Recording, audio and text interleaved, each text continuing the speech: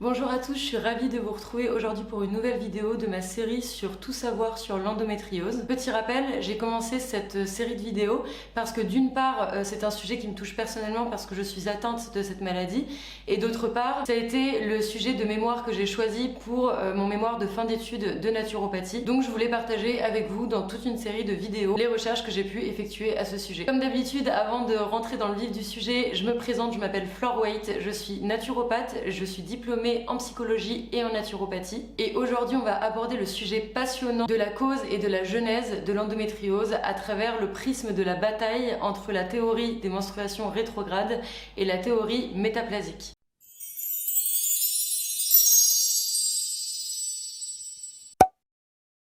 Alors dès le début, il faut être clair, on ne connaît pas la cause de l'endométriose. En fait, personne ne sait réellement quelles sont les causes et quels sont les mécanismes de développement de la maladie. Mais dans ces incertitudes demeurent quelques certitudes. L'endométriose n'est pas d'origine infectieuse et n'est pas contagieuse. Il y aurait aussi un probable rôle de l'environnement dans les mécanismes de développement et d'apparition de la maladie, parce qu'il y a de nombreuses études qui ont fait des associations statistiques particulièrement incroyables entre certains perturbateurs endocriniens et l'endométriose, mais ce sera un sujet entier d'une autre vidéo de cette série sur l'endométriose parce qu'il y a beaucoup de choses à dire, croyez-moi. Et même si les causes et la genèse de l'endométriose ne sont pas encore connues à ce jour, il y a quand même quelques théories, dont trois principales: la théorie des menstruations rétrogrades, ou autrement dit la théorie du reflux, la théorie métaplasique célomique et la théorie de la dissémination ou métastase, qui suppose que les vaisseaux sanguins et lymphatiques aspirent en quelque sorte les cellules endométriales pour les disséminer un peu partout dans l'organisme.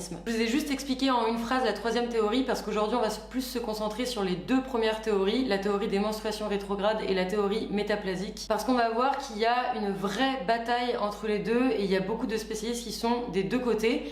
Mais on va voir un petit peu par rapport aux recherches laquelle quand même est la plus probable. Et spoiler, la France est quand même vachement en retard sur le sujet. Alors tout d'abord, on va aborder la théorie des menstruations rétrogrades. C'est une théorie qui est proposée en 1921 par John A. Thompson, un gynécologue américain du XXe siècle. Et même s'il propose au XXe siècle cette théorie, c'est quand même plutôt dans les faits une théorie qu'il a repris du XVIIe siècle. Donc Thompson, il suggère que pendant les menstruations, il y aurait un reflux sanguin, donc d'endomètre, qui passerait par les trompes et se diffuserait dans la cavité abdominale. Aujourd'hui, c'est la théorie qui est la plus probable pour le corps médical français. Et voilà, pour eux, c'est vraiment cette théorie et il n'y a rien d'autre. Sauf que le problème, c'est que quand on regarde un peu à l'étranger, la grande majorité des médecins étrangers doutent de la viabilité de la théorie des menstruations rétrogrades et de sa capacité à expliquer à elle seule les mécanismes de développement et d'apparition de l'endométriose, compte tenu de l'accumulation progressive mais quand même consistante de preuves qui réfutent cette théorie. D'abord, ce qui va pas, c'est que cette théorie n'explique pas les localisations de lésions d'endométriose très éloignées de l'utérus et de la cavité abdominale, comme par exemple les cas de lésions au cerveau ou dans la ceinture scapulaire à l'épaule. La deuxième chose, c'est qu'elle n'explique pas pourquoi 90% des femmes ont un reflux sanguin pendant les menstruations, mais seulement 10% des femmes sont atteintes d'endométriose. Mais à mon sens, cet élément, il peut être expliqué par le fait qu'il y aurait quand même pour moi une interaction très probable avec des facteurs environnementaux et externes comme l'exposition aux perturbateurs endocriniens. En tout cas, ce qui est sûr, c'est que ça met en lumière le fait qu'il y a vraiment des mécanismes complexes quant à l'apparition de la maladie et aussi le facteur de risque aussi de la développer, et qu'il y a vraiment une coalition très importante de divers facteurs, que ce soit environnementaux, biologiques, génétiques, etc. Troisième chose qui refute cette théorie des menstruations rétrogrades, c'est que la technologie aujourd'hui, bien plus précise que celle de Thompson à l'époque, montre bien que le tissu des lésions n'est pas de l'endomètre. Donc ça colle pas du tout avec la théorie des menstruations rétrogrades qui dit clairement qu'il y a un reflux d'endomètre qui se diffuse dans la cavité abdominale, sauf que c'est pas de l'endomètre, donc ça colle pas. Quatrième élément qui réfute cette théorie, c'est que l'endométriose n'est pas à caractère évolutif. C'est ce que je vous disais dans la dernière vidéo.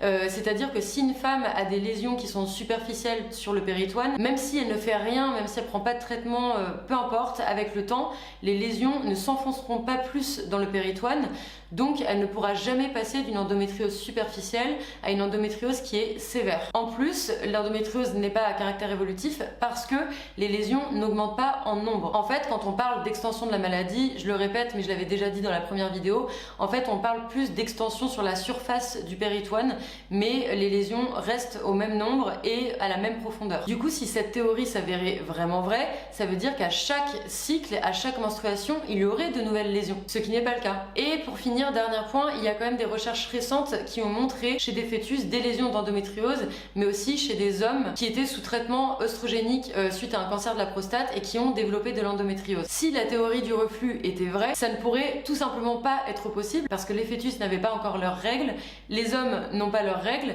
et en plus on a retrouvé aussi des lésions chez des femmes qui n'avaient pas d'utérus fonctionnel. Malgré cela, c'est quand même plus compliqué parce qu'il y a quand même des grands pontes du milieu, dont le docteur Sekin qui travaille sur l'endométriose depuis des dizaines d'années, qui soutient que cette théorie est viable comme élément déclencheur, mais par contre il admet qu'il y a sûrement plusieurs causes et que cette théorie n'explique pas à elle seule l'endométriose. Donc voilà, ça c'était pour le topo de ce qui prévaut en France actuellement.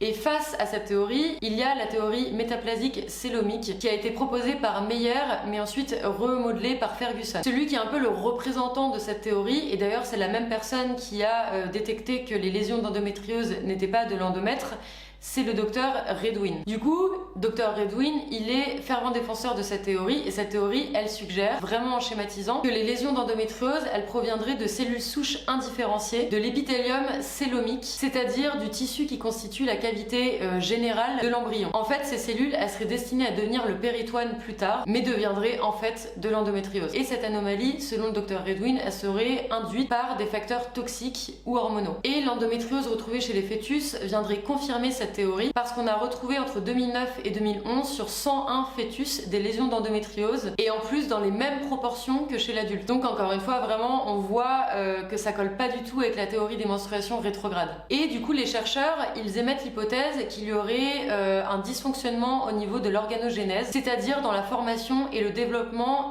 des organes. Et que les femmes atteintes d'endométriose le seraient en fait dès leur naissance et que la maladie deviendrait symptomatique aux premières menstruations lorsque la production d'œstrogènes du cycle ovarien est enclenchée, vu que l'endométriose est une maladie hormonodépendante aux œstrogènes. En plus, la génétique, elle pourrait aussi jouer un rôle très important parce qu'elle pourrait déterminer le degré de dispersion et d'activité de la maladie, ce qui expliquerait le caractère hétérogène de la maladie. La génétique, elle pourrait aussi être impliquée dans le fait d'être atteinte ou non, parce que des recherches récentes ont montré que plusieurs gènes étaient impliqués dans l'apparition de l'endométriose. Une femme qui aurait une mère ou une sœur atteinte d'endométriose aurait 6 fois plus de chances d'en être atteinte aussi. L'épigénétique, elle est aussi liée à la maladie, donc pour ceux qui ne savent pas ce que c'est le fait d'étudier comment notre environnement peut impacter, peut influencer l'expression de nos gènes. Et parmi ces facteurs environnementaux, on peut évidemment penser à l'exposition à certains toxiques, aux perturbateurs endocriniens, mais encore une fois, ce sera le sujet d'une autre vidéo.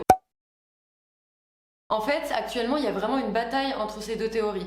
Même si, objectivement, il y a quand même beaucoup plus d'éléments qui penchent en faveur de la théorie métaplasique. La théorie du reflux, elle peut être viable. Mais en tout cas, ce qui est sûr et certain, c'est qu'elle ne peut pas être toute seule à expliquer l'endométriose. Elle pourrait, à la rigueur, être complémentaire de la théorie métaplasique. Et pourtant, si vous demandez à n'importe quelle personne du corps médical en France, cette personne vous dira l'idée commune générale que c'est la théorie du reflux. C'est une idée qui est erronée à mon sens et qui est aussi erronée que presque tout le monde pense que le tissu qui constitue les lésions, c'est de l'endomètre. Alors que non. On peut pourtant encore lire ça sur beaucoup de sites français sur l'endométriose, même s'il y en a de plus en plus quand même qui utilisent le terme semblable à de l'endomètre. Donc pour finir cette vidéo, je répète, en fait je ne suis pas contre cette théorie du reflux, je dis juste que objectivement il y a beaucoup quand même d'éléments qui invalident cette théorie, mais que de toute façon l'endométriose est très probablement une maladie qui est multicausale et qui est le résultat d'une interaction entre des facteurs environnementaux,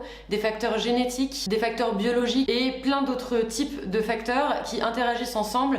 Et ce n'est pas parce que la théorie du reflux est quand même beaucoup moins viable que la théorie métaplasique qu'elle ne peut pas exister et qu'elle ne peut pas être complémentaire de la théorie métaplasique. Voilà pour cette seconde vidéo sur cette série sur l'endométriose. Je trouve le sujet vraiment passionnant, j'espère qu'il vous passionne aussi. Et je vous le répète, restez connectés pour les prochaines vidéos. Il y aura des vidéos sur l'endométriose et les violences sexuelles, mais également l'endométriose et les perturbateurs endocriniens qui je pense sera le sujet de la prochaine vidéo. Et vous allez voir vraiment il y a des résultats d'études scientifiques qui sont ahurissants. Donc n'hésitez pas à vous abonner pour être au courant de toutes les prochaines vidéos. N'hésitez pas à aimer, partager, commenter cette vidéo et puis à me poser des questions si vous en avez, je me ferai une joie d'y répondre. En attendant la semaine prochaine pour la prochaine vidéo, prenez grand soin de vous et passez une très très belle journée. À bientôt.